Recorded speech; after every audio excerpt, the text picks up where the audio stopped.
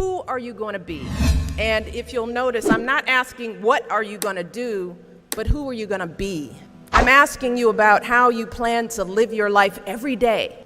How are you going to respond when you don't get that job you had your heart set on? For all of you who are going to be teachers, what are you going to do if the students in your class next year just don't respond to your lessons? For all of you going into business, how will you react when your boss gives you a goal that feels way too high? See, these are the moments that define us.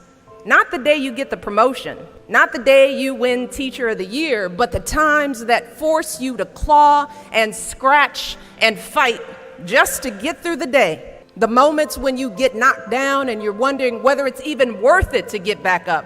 See, those are the times when you've got to ask yourself, who am I going to be?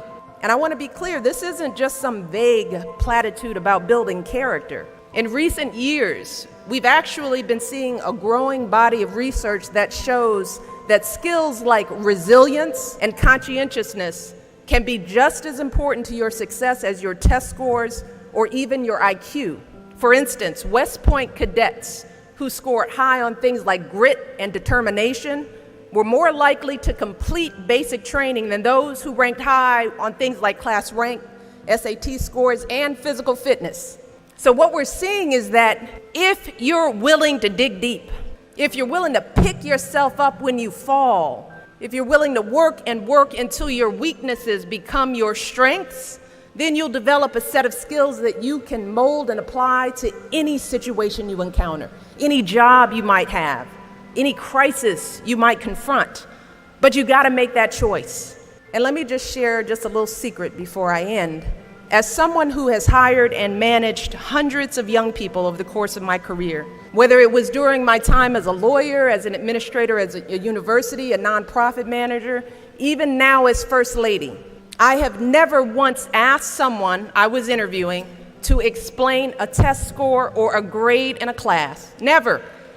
I have never once made a hire just because someone went to an Ivy League school instead of a state school. Never. What I have looked for is what kind of person you are. Are you a hard worker? Are you reliable? Are you open to other viewpoints? Have you stepped outside of your own self-interest to serve others? Have you found a way to serve our country, whether in uniform or in your community?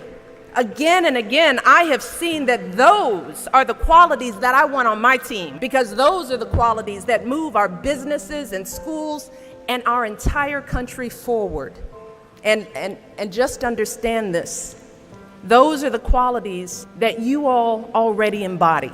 They're the values you learned from your parents, from the communities you grew up in. And today, more than ever before, that's what the world needs.